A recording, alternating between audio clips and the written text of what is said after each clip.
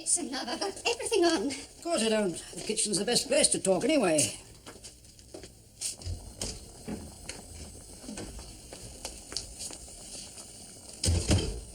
I was in the print shop when you phoned, so I thought I'd call rather than ring back. Oh, you needn't have bothered, love. It's nothing very desperate.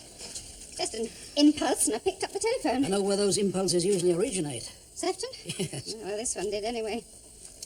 I'm beginning to feel a bit embarrassed about living under his roof and not paying my way. Well, it was to me as if he was getting a very good bargain. Oh, well, I'd have to cook wherever I was. I don't mind that. But I would like to be a bit more independent. Place of my own. I was wondering if I could buy myself a little flat or something. The old problem, then. LSD. Well, there's the little bit that Jack left me, of course, but if I use that, I'll have to think what I'm going to live on. What I wanted to ask you is, the dividend's due soon, isn't it? Is there any chance it might be up this year? Well, I doubt it, frankly. There should be a little something, but... Oh, you don't look too hopeful. Well, I don't like to build up your hopes, Helen. I don't want to ask Sefton. You get the feeling he likes you to be dependent on him? Well, yes, I do. He hasn't been near the works for more than a month. It comes a bit hard when you've been working your guts out. No interest, no caring. Hello, Tony. Oh, Hello. I didn't know you were coming to dinner. Well, I'm not. I'm just off. Well, the table's laid for 4. Your father phoned. He wants to wine and dine a very good friend, as he put it. I didn't know he got one. Oh, well, we're obviously going to learn something this evening. What? Father's definition of a very good friend.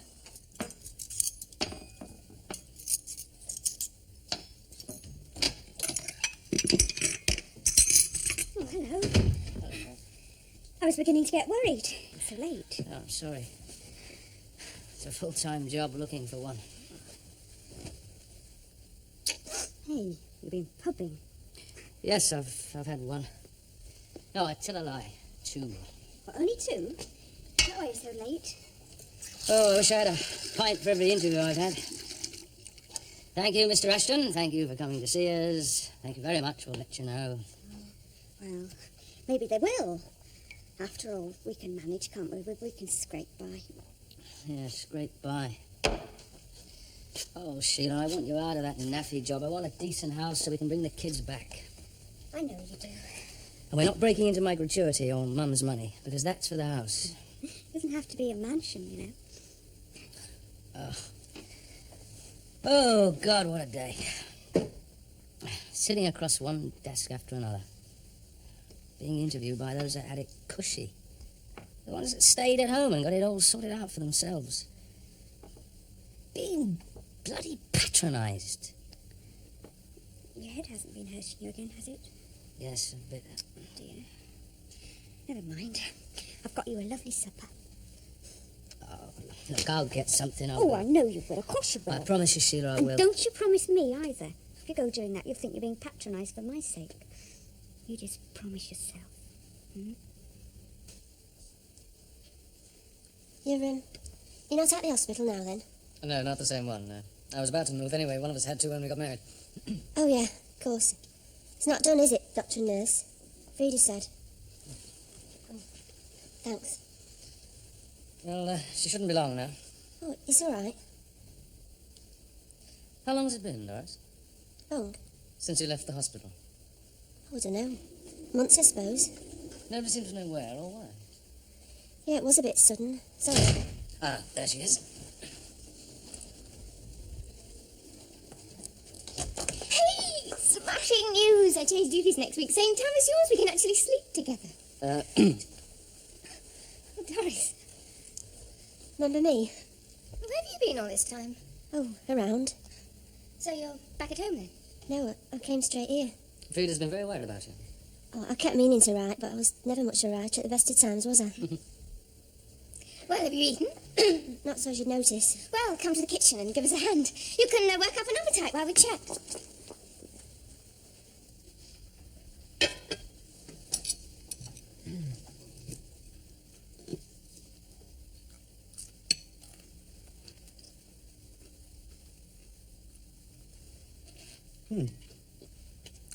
Haven't had a meal like that since my mother died, bless her. Any coffee, Helen? Yes, just about. Trevor? Thanks. It's very good of you to go to all this trouble. No trouble, Sefton, no trouble. Shall we go in here, Trevor? Sit down. Yes. Yes. I've got a drop of brandy. Good.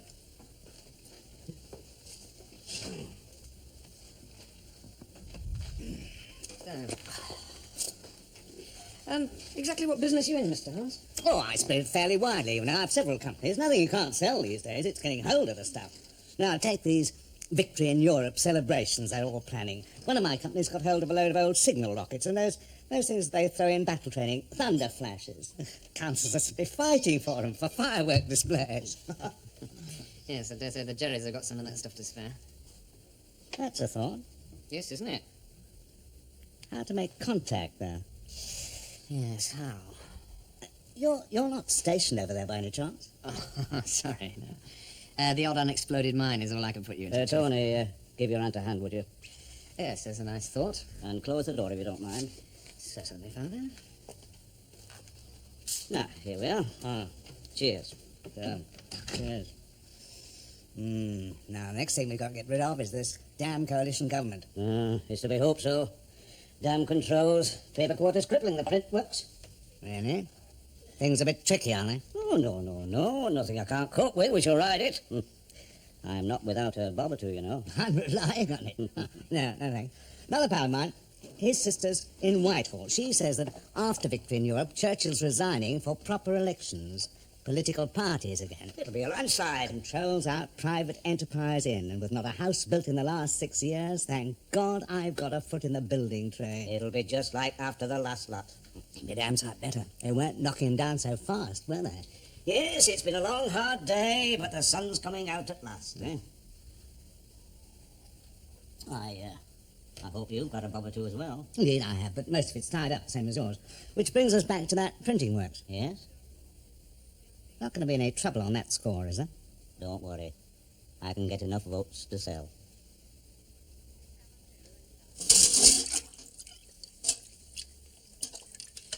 What did Uncle Irving come round for? Oh, he just popped in to say hello on his way home.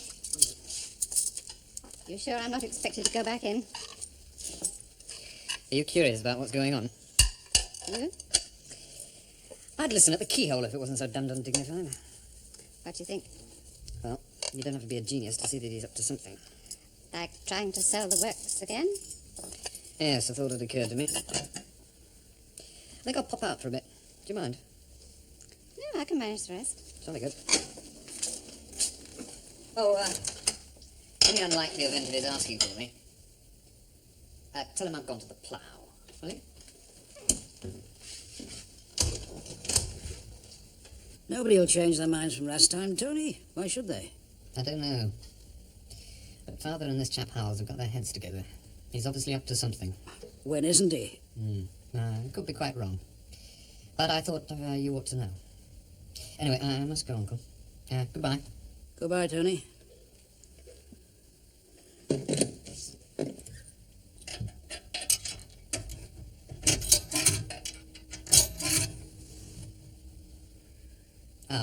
Trunks, please.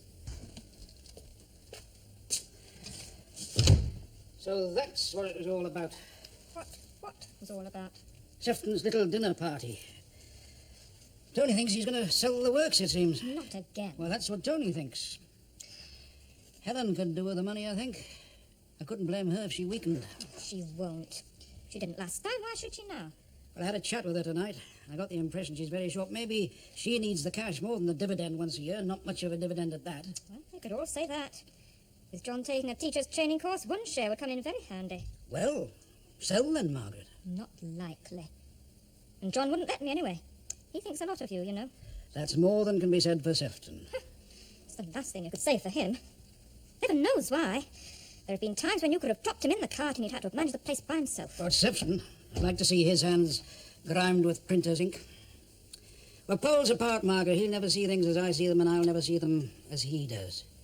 He's set on selling the place, and nothing else matters a damn. He's out to talk just one of us round. Anyone will do. He'll have a business for sale ad in the papers before you can say knife. Oh, come on now, Dad. No one in the family would do a thing like that to you. David did.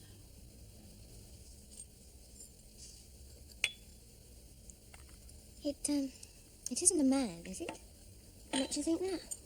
Oh, I don't know. I just wondered. I mean, if I can help. But then, of course, I don't know if I can, do I? Unless you want to tell me. Talk about it. No, I don't want to talk about it. Well, don't you think your parents might be worried? I doubt it. Well, don't you think you ought to tell them you're all right? Yeah, I will. Not just yet, though. Well, you know the hospital sent them that letter telling them your training was, what's the word they use? Terminated. Oh, it doesn't matter. Nothing does. I am right, aren't I? It is a man. We were going to be married when he got demobbed. We were, really. He rented this semi near the camp at Warrington. American.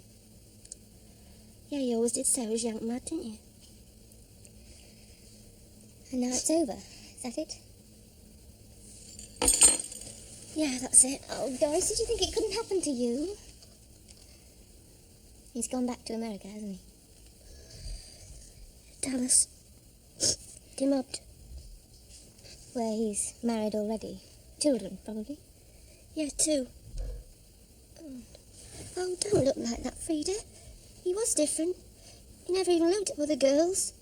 Oh, Doris. David, didn't your Uncle Sefton once say that he might have something for you? Well, he knows I'm looking. If he had, I think he'd say. I'm not going begging, Sheila. Well, even if he hasn't, he must know plenty of business people. I mean, people who are looking for somebody... Well, somebody like you. Look, I'll find what I'm after without anybody's help. Then we're in nobody's debt. Well, what are you after? What do you think I'm after? What we've never had, that's what I'm after. You really think, then, that money would make all that difference? Well, it helps, doesn't it? I mean, you can't do much without it. It's nice to go shopping with, isn't it? Mm. What about a decent school for the children when they come back? Nice home. The bedroom you can walk into without worrying about the bloody floor going through. Oh, come on, it wasn't all that bad. We had some good times before the war, didn't we? What, living in a slum? Nicking the money for a pint out of the gas meter. You never did that, did you? Didn't I? It looks just what we're after. Far out of Liverpool, 15 minutes. Tram routes on both roads, either side. Perfect. Asking price? You mean, what am I asking? Oh, it belongs to you. Freehold. And you'll sell it to our company when we form it. At current market prices, all right? Making a bit on the side, eh? Wouldn't you? If you had a suitable piece of land, wouldn't you do the same? Oh, I'm not complaining, so long as I know. When controls are off, we'll be able to build down near 200 houses on that side. More if we squeeze them in tight. Yes, my theory is that Hitler isn't dead at all. He escaped to South America. Yes, it wouldn't surprise me a bit. Oh, well, free to pop round in the morning, Trevor. I may have some news. 10:30? Do fine. Right, Tony. Good night.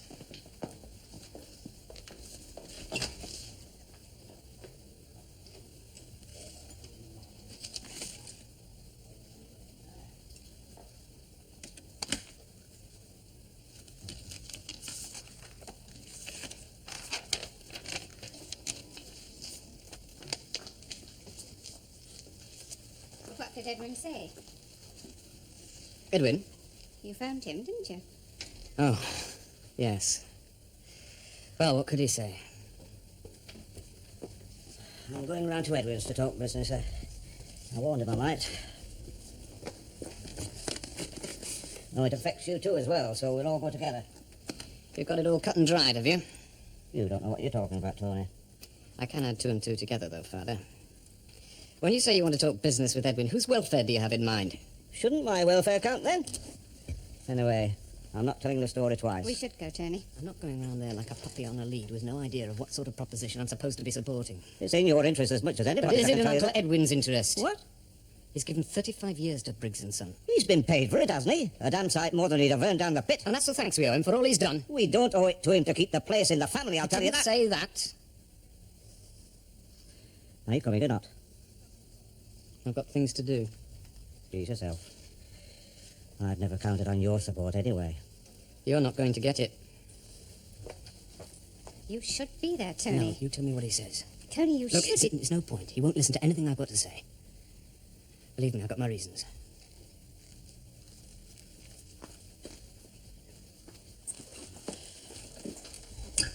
You Can't talk to his generation. They know nothing.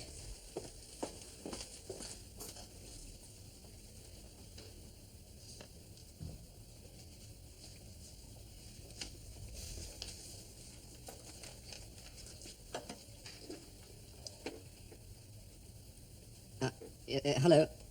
Yes, I'd like trunks, please.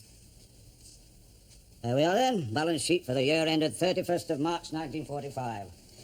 I'll send copies to Joe and your Philip. That leaves one for me and one for Tony. Oh, that's funny. There's one missing. I told that blasted accountant's girl, one for each. Here you are. Our share, Dad. And that's about the only sharing there's going to be by the look of it. We've made a loss. I didn't think there'd be much to show this year, but... That's right. Loss for the year to March 31st, 1945, £203. It's the first time Briggs & Son haven't made a profit since Father bought his first hand printer. Well, we all know the reasons for it. Paper rationing, printing controls, machines we can't get parts for. Those works are as efficient as any you'll find in this day and age. It's no reflection on the way you run the place, Edwin. Nobody said that. Well, if anything's to blame, it's the war, Uncle, and that's nearly over, thank God. It could drag on against the Japs. Who knows how long? And how long can we go on with the way these figures are going? Well, the firm can't go on losing money. I can see that, Sefton. Helen, it's the first loss ever. You don't need to wait for the annual meeting to know there'll be no dividend this year. No profit to pay it out of. The shareholders will get nothing. Well, that doesn't mean we won't make a profit next year. Have you got some other reason for wanting to sell out? Anybody against selling after this needs putting away in Whittingham Asylum, because if we don't sell soon, there'll be no capital left either. Just 4 walls and machinery not worth shifting except the scrap. If it's as bad as you say it is, who's going to buy it? Oh, there's always somebody, Edwin, if you look. And when we find him, we should grab him with both hands. Come on, Jimmy, wake up. Now, look, clean that mug out of there and give that form a wipe and get on with it.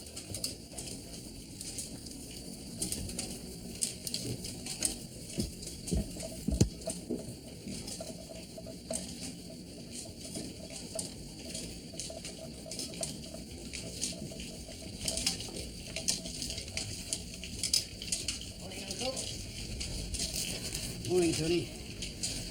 I didn't realize we were doing as little as this. I don't expect you did. You've seen the balance sheet, I take it.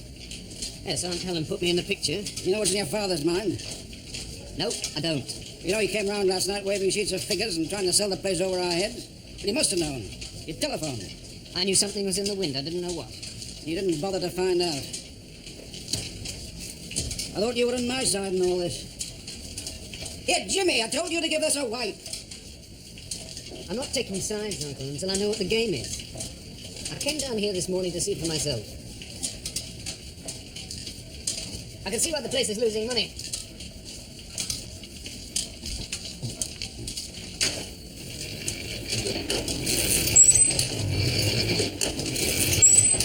It sounds to me he doesn't know you're here.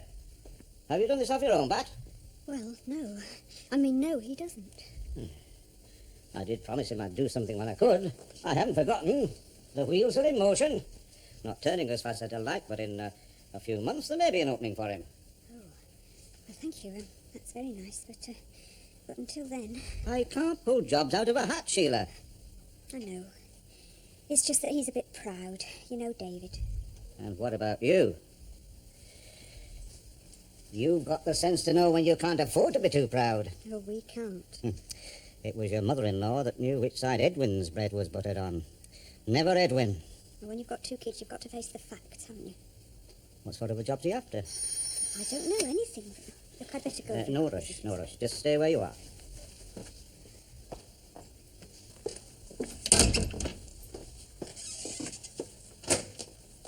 Good morning, Trevor. Come in. Morning, Sefton. We won't start for a minute. I've got somebody with me. You might like to meet her.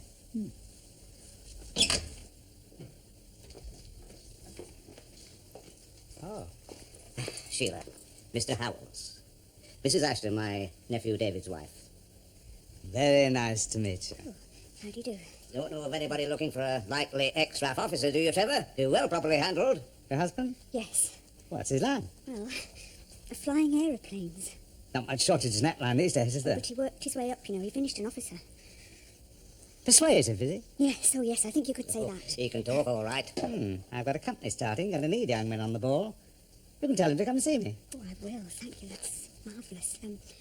The only thing He is... doesn't know she's here, Trevor. A bit of a proud chap, you know. Oh, that's all right now. Got an envelope, Sefton? A plain one? Yes. He's going to be away from home sometimes.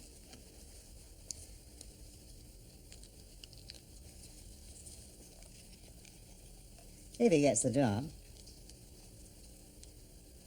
Does that worry you? It does worry some wives, doesn't it? He was away in the forces, wasn't he?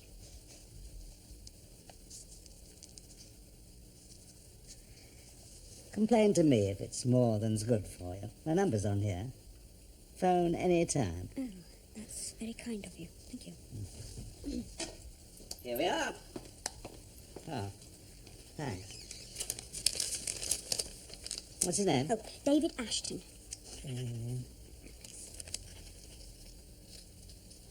Well, that's simple.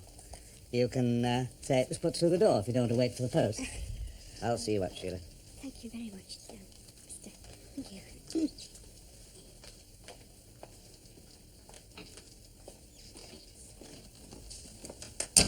Something may come of it, if not, we'll try again. Only as long as David doesn't find out. Well, thank you so much. Bye. Bye-bye, love. Some blokes don't deserve the wives they get, do they? Oh, he's a smart enough chap. Could do well if he knuckles down to it. He'll have to if I'm paying. Well, what's the news? Oh, the Times says we can expect the victory announcement at any hour now. I mean the print works. The wheels are turning, Trevor. The wheels are turning. 48 hours at the most is my estimate. Hey, what about Cary Grant in Arsenic and Old Lace? No enthusiasm for Cary Grant. Laura McCall and Humphrey Go-Kart into Have or Have Not. Boris Karloff in the House of Frankenstein? Oh, please, Frida, give it a rest. Why don't you want to go to the pictures, then? I told you I didn't before you started. It was him talking like Humphrey Bogart that got me keen on him in the first place. Well, what do you want to do? I mean, you can't just sit around here all day, you know, Doris. It just isn't good for you. For you? I'm going on your nerves, aren't I? No, you're not. Look, it isn't the end of the world, Doris, you know. You fell for someone, you've been living with him, and now he's gone. Well, you're better off without him, you know. You are? Really, you are. Look, in a few weeks' time, you'll have forgotten all about it. You'll have a new job, meet new people, and no one need ever know it ever happened. Is that what you really think, Frida? Yes, of course it is. I know You're it wrong, doesn't. you know. No, I'm not. Look, in a couple of months... You're going to make me say it, aren't you? Say what? That I'm pregnant. Then you're only against selling because of Edwin. It's his livelihood, Sefton. They tried to explain it to you when this came up last year, but I'm afraid you'll never understand him. So we've all got to suffer for Edwin's sake. What suffering have you done? Supposing we specify in the sale that Edwin stays on as manager. Would the new owners agree? Well, they might. We don't know till we ask. Would Edwin agree? He'd be a fool if he didn't. Now, you astonish me, Helen. Why can't you accept my judgment in a business matter? I don't look on it as just a business matter. Making coffee. Oh, hot and strong, please. I need it. Not for me, thank you. I hope you're thinking about what you're going to do after your demop comes through. Yes, I've been thinking about it quite a lot, as a matter of fact. Why? Because the way things are going, we shall all be looking for jobs. Tony Briggs? Oh, hello. Yes, he's here. Yes. Mr. Fraser, for you. I don't know any Fraser. He didn't say you did. Sefton Briggs. Oh, yes, you are correctly informed. Just a minute. Tony, tell Helen I've changed my mind about that coffee. Right, sir. Go on.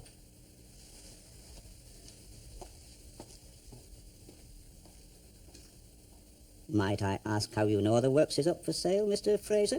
We haven't put it on the market. Oh. And was the friend who whispered in your ear called Trevor Howells by any chance? No matter. You're very discreet, Mr. Fraser. I like that. Now look, Why don't we get together? I went down to the works this morning. It's clearly no hive of industry. Uncle Edwin's obviously very worried. He practically accused me of letting him down. You aren't going to, are you? No. Something's got to be done. Yes, but what? You stubborn shareholders may be interested to know that I've just had a Mr. Fraser on the phone, interested in buying the printing works. Oh, yes. The point is he's got publishing interests, magazines, and licenses for paper. It makes a difference. Yes, it does, as a matter of fact. So this is probably the last chance we'll ever have of getting a decent price. Think on that. Let me know when you agree to sell. The last chance, mind you.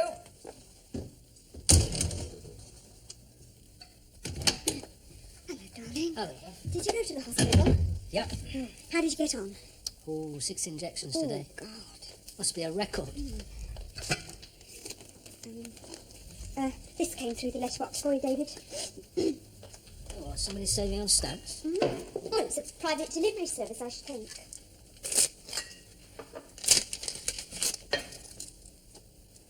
Trevor W. Howells, Esquire. Isn't there anything written on the back of it, then?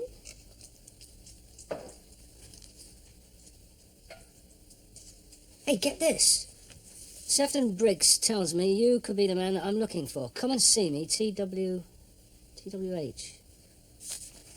Well, Trevor W. Howells, Esquire. Managing Director, Mersey House, 3rd floor. Now there's a man.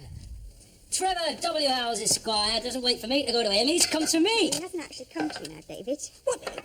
He's approached me, the man I'm looking No, for. could be. He says could be the man. We'll be out of there before VE Look, Day. David, you haven't got the job yet. Now, don't count your chickens. Listen, if he's bothered to come round here and shove that through the door, it's such, Sheila, it's the big Oh, chance. no, No, don't say anything. Just say yes. For God's sake, come on, let's look on the bright side. Supposing that he doesn't. Now, supposing he doesn't. If he doesn't, he doesn't. Well, that's tomorrow. Today, let's just be, I don't know, let's be bloody optimistic for once, shall we? Come on. Don't knock back from his parents yet? No, he phoned Margaret to say he was staying another day. Well, what's Sefton up to now? Waiting to see who gives way first, I suppose. You mean Tony or you? Well, Tony could be thinking... I don't know. Yes, I wondered about that this morning. I mean, what's happened? What is there to think about? I sensed it before we heard about this man who's interested in buying. What man? Oh, I thought Sefton would have told you. No. And Tony hasn't either. Well, he wants the works to print his magazines. Well, ideal for that. If we were selling. Sefton tried to tell us that the figures last year weren't going to affect his price. Well, that's true. He'd be bringing his magazine work in. I've got no argument against that. Oh, home, Dad. Hello, Aunt Margaret. What did Phil have to say, Dad? Phil? Well, I didn't have time to read it. An airmail. I put it down somewhere. I thought it was the... Oh, yes, here we are. Delayed by enemy action. It's not from Phil. It's from Joe.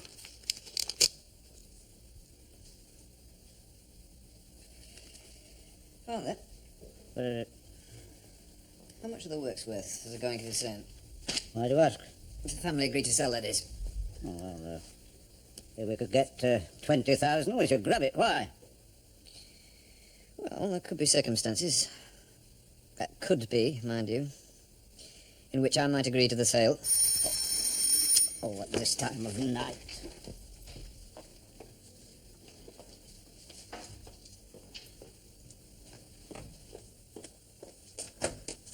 Edwin! Come in, lad. Am I turning your visit, Sefton?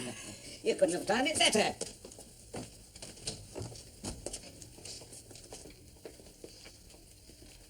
Tony's beginning to get some sense into his head. There are some conditions, Father, don't forget that. No, of course not. I'm sorry, Tony. I'm not interested in conditions. There's nothing you can do, Edwin. I've got 55% in favour of selling.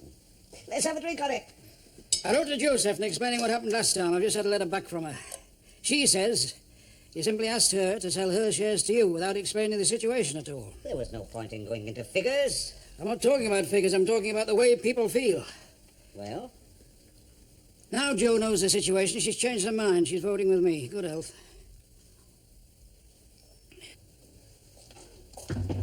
Oh, can you hang on a minute? Look, just a minute. I'm not dressed yet. Oh, who is it? Special delivery for Mrs. Ashton. David. Well, who do you think it was, a milkman? Oh, that's lovely. Oh, did you get it? Well, it's been offered, yeah. And you took it? Yeah, that's right. Oh, thank Anything up top shop round there? Oh, darling, that's marvellous. Come on, then tell me, what did he say to you? What happened? Well, yeah. He said, morning, Mr. Ashton. And I said, morning, Mr. Howells. When do you start? Monday. Yes. And what sort of a job is it then? Give me a chance, give me a chance. Well, it's good. It's not just a piddling 9-to-5 job, you know. The more we work, the more money we make. And what do you have to do? Selling. Well, it's a new technique. This company's run by, the company of Howells is run by a bloke called Skinner. He's all right, but he seems to flannel a bit. Oh. Well, we're selling pre-war reconditioned radios. Oh. What do you have to do? Well, I follow up any inquiries to the ads, and then I sell them the pricing model. Oh. What, selling door to door? Well, look, it's a stepping stone, Sheila. Oh. Is that the main attraction then, is it? Look, Sheila, I know I'm not going to be the manager right away, but, you know, even if I did get a commission, but once I'm in, the commission will count. The sky's the limit, and I'm going to be the best. But you've got to trust me, Sheila. Oh, look, let's stop talking, eh? Come on, not another bloody word. Come on, I want to show you something. Hey, just a minute, just a minute. Not dressed yet. Oh, Yes, as you can see, they're kept in splendid condition. How many in an hour will this one print, Mr. Briggs?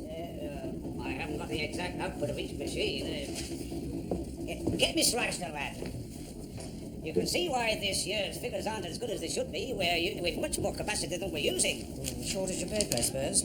Well, it's just as well. Some of these machines look as if they're on their last legs. Yes, we can't get the parts either, you see. Oh, they'll start to come through much quicker now. We hope. I'm afraid it's going to be a long, hard drag for some time yet, Mr. Briggs.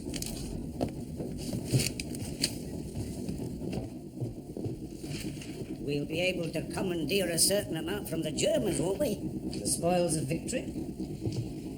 What makes you think that they'll be in any better state than us?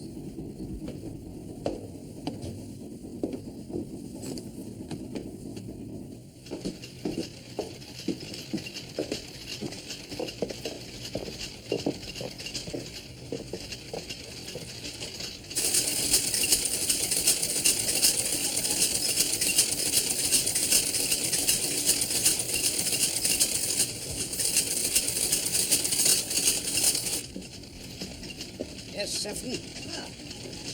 Mr. Fraser, our manager, Mr. Ashton. My late sister's husband.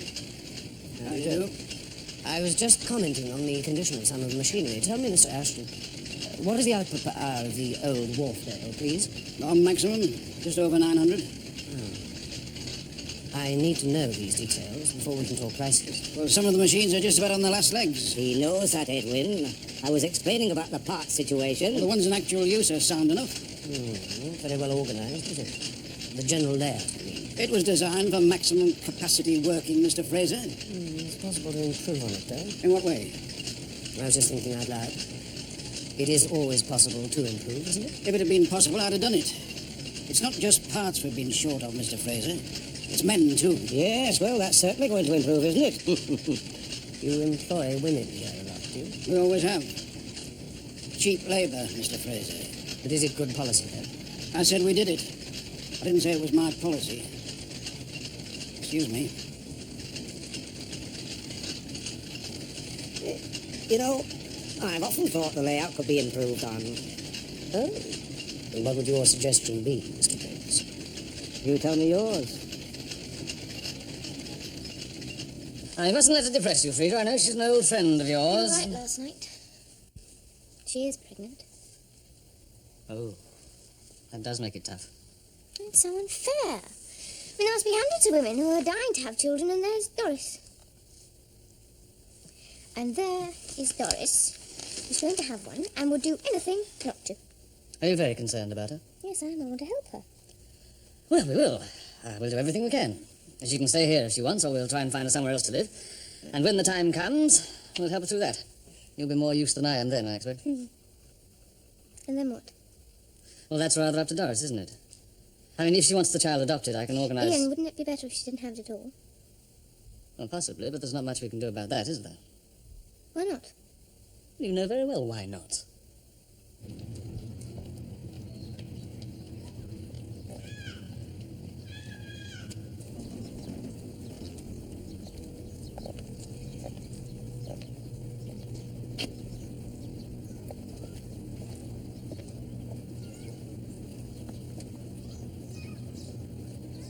Well, you're supposed to say you like it. Of course I like it. Who wouldn't? But what? Well, how much is it? 795. You won't get a mortgage, will you? If you haven't got a job. I don't need a mortgage. I have got a job. Yeah, but that's going to take all the money you've got, David. And supposing you don't like the job, what you going to do then? I find another one. You can't take any old job, though, David. Not with a place like this one. Oh, Sheila, don't look on the black side all the time, love. Look, I need this house. I need something to work for. Me and the kids not enough for you, eh? It's the same thing, yeah. Look, you, the kids, and the house. Us and the place we live in. Give you something to work for, Sheila. You're scared of it, aren't you? Yeah, well, it's a far cry from that other old place. Yes, and so it bloody well should be. Don't be scared of it, eh? Can we go inside?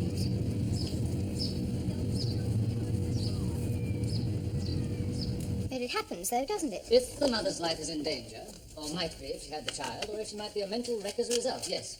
Then I suppose that is the law. Yes. It's also common sense.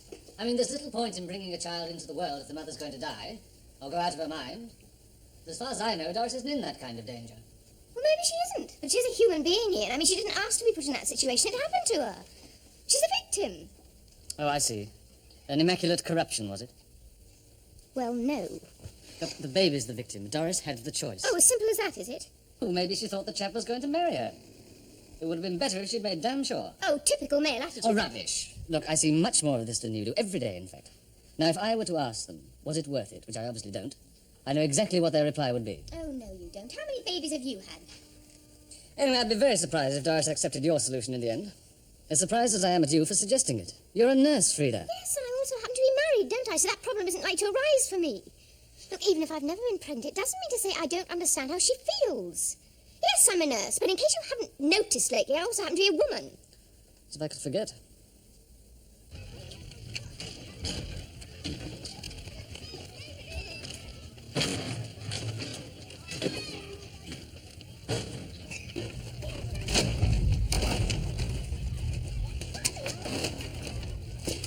We must now devote all our strength and resources to the completion of our task, both at home and abroad. Advance Britannia! Long live the cause of freedom!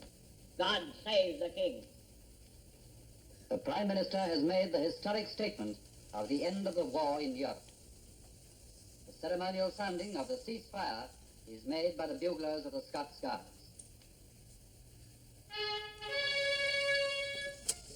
Thank God for that. Yeah, better hurry, I'll be late. And where do you suggest we celebrate our VE Day? Oh, I don't know. Where would you? How about dining out? I'd love to, but do you think we get in anywhere? Well, I'll phone around and have somewhere arranged for you by the time you get back. Even if it's only that Chinese place, Kwok Fong's, down by the docks. What do you mean, only? It's my favourite. Ah, well, you may very well be in luck then, because I suspect that all the nice places will be crowded out. I wonder how Doris is celebrating her VE Day. Oh, she'll be all right. Yes. Strange she didn't come back, though, isn't it? We've had a very bad year, and I'm more than ever convinced that now's the time to sell before things get worse. Why should they? Please, Margaret, let me finish. I say that now's the time because we've had a very attractive offer from a man called Fraser. A very attractive offer. I think somebody's supposed to ask how much. How much, Sefton? His first offer was for £19,000, and I told him we wouldn't consider it. I told him that the business was worth 25 if it was worth a penny. And we came to a very reasonable compromise. Which was? Mr. Fraser has made a firm offer of £22,000. I know it's a difficult decision to make. And I know that I'm not the only one who'll be sorry to see the business go out of the family. But I've thought about it, and I'm convinced in my own mind that it's the only sensible thing to do. Helen? There's more than one side to this, isn't there, Sefton? Yes, there is. Answer me this, Sefton. If Mr. Fraser's making you such a good offer, you must be pretty confident that he can make the firm pay. Well, if he can make it pay, why can't we? He's a younger man than I am, Edwin, and he'll be bringing business in. You and I should be bringing business in when paper rationing allows us to take it on. I've done my share. The trouble is, you're not really interested anymore, are you? It's no good attacking me, Edwin. This is a straightforward business decision we've got to make. It's not a matter of personalities, it's pounds, shillings, and pence. And that's exactly where we differ. It's not just pounds, shillings, and pence. It's people. Personalities isn't the right word. People. You've got a very loyal staff, Sefton, which might surprise you. Surprises me sometimes. You can't just sell them like so many lumps of coal. We've been over all this before. Half of them have been away fighting. For us. God knows why, when you see what's happening behind their backs. What are they going to come home to?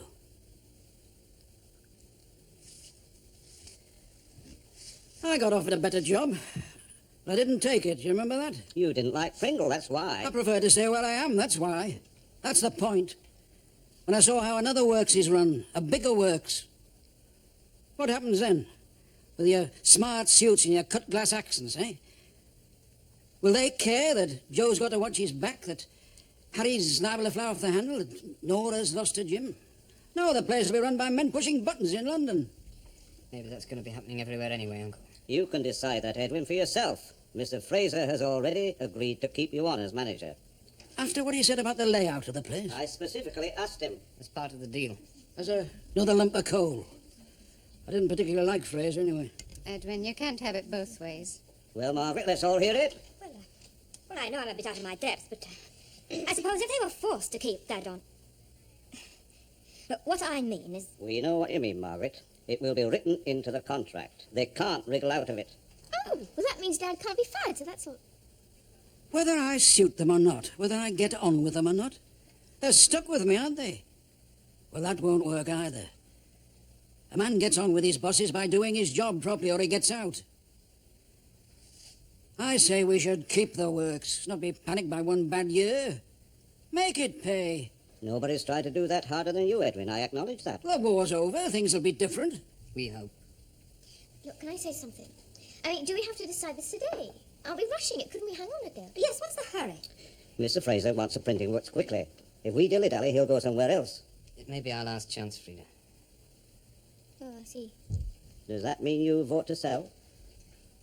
No, I'm against selling. So am I. Look, I can understand you're wanting to hang on. But if we go on losing money for very much longer, there won't be any jobs for these people to come back to. You haven't said anything yet, Helen. No, but I've been listening and weighing things up. Your share would be £5,500. That's not what I meant. You're fighting a lone battle, Edwin. I think you should give Mr. Fraser a chance. He might be very good for all you know. Can't you understand? I want a chance to do it myself. There's too much at stake, Edwin. You mean I'm too old? Past it. That's what you mean, isn't it? Right. We've all had our say. Those in favour of selling? I'm sorry, Edwin. I'm sorry.